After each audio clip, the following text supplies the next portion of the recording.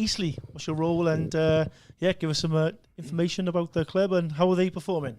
In the summer, sort of just over 12 months ago, Lee Bradbury, that I know, played against, and sort of friend of friends, and striker was he when he played? Man City, remember that name. He was the manager. Both of my boys have been through the academy here. The youngest is still here, so I knew the club, I knew the system. And Lee rang me, said we need a first team goalie coach. Came in. So like I say, been here just over 12 months. I do the first team, and then I work the academy goal, so the under 17, under 18, and the EDS goalkeepers. I work with them.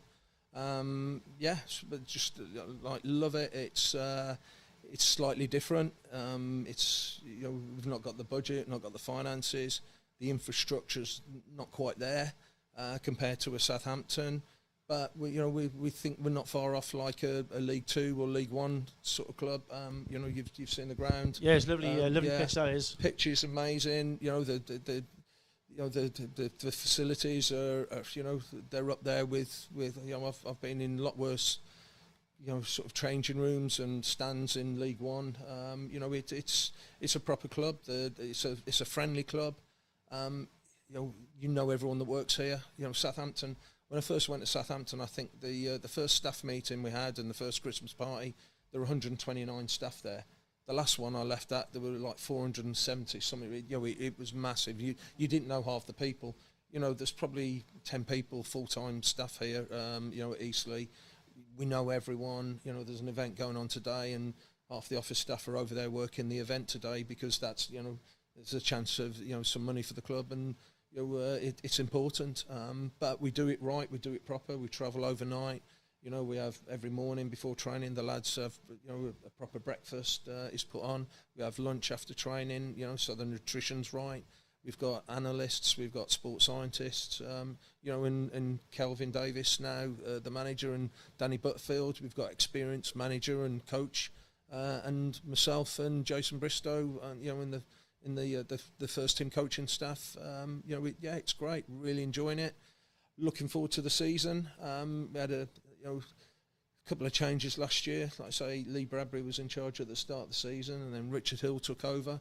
And then Kelvin and Danny came in for the last 12 games, and we've tried to change the style of play. We've tried to change the formation. There's been quite a few changes over the summer, so it's a fairly new squad. We're just, it's all trying to gel at the moment.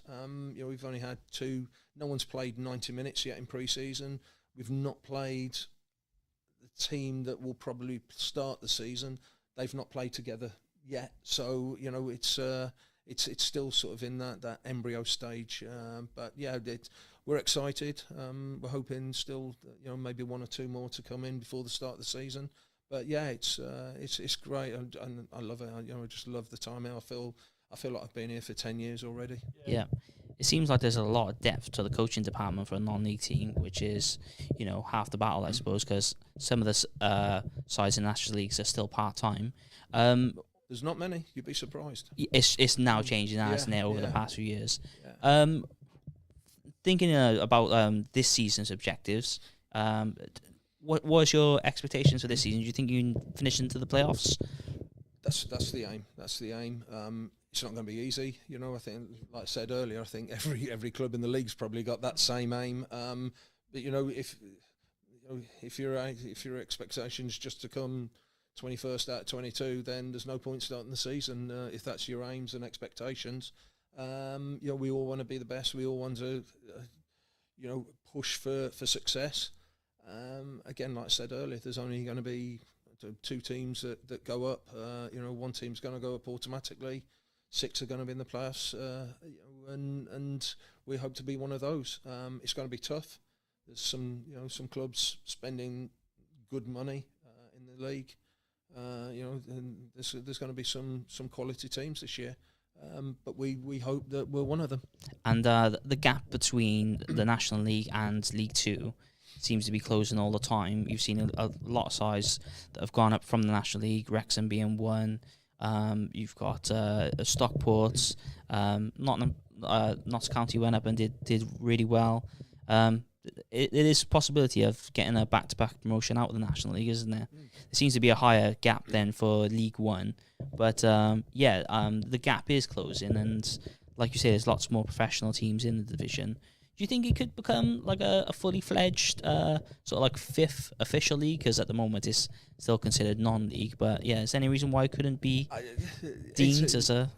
Now, when I'm here, I talk about non-league, and then I think, oh, we're not, we're full time. And I It's think more of a last year, professional setup. Yeah, than it used to be. It's a rebrand, isn't it? I think last year there were. Well, I think it's non-league in term only because it's not run by the EFL. If the National League was run by the EFL, it would be a fully fledged fifth division. I think last year there were 2 or 3 teams that were part time. Everyone else is full time. You look at the teams that are in there: Rochdale, Hartlepool, Oldham. Dagenham. They've all been league clubs. Not so long ago. So they are effectively, professional club. We feel we're professional. We talk to the lads about we're being professional. They're paid. They're paid full-time players. So they are professional. So why does that mean it's non-league only in the name, really? Yeah. Everything else is the 5th division, and there's teams in the National South that are full-time. Teams in the National South paying wages more than League 2 clubs. It's tough, and it's a tough league to get out of. That is the other problem with only 2 teams getting promoted. I'm sure the League 2 clubs wouldn't vote for it, but having maybe a 3rd side coming up as well, that would maybe help it a little bit. It's definitely an underrated league because, like you say, the sides that come up are always very competitive in League 2. I say coming in this time last year, I was like, wow, the standard, the level, there's good team, and I think that's proven by the fact that the teams that do go up, they seem to do well. They seem to not just survive, they seem to flourish. Stockport, Wrexham, Notts County. We said it.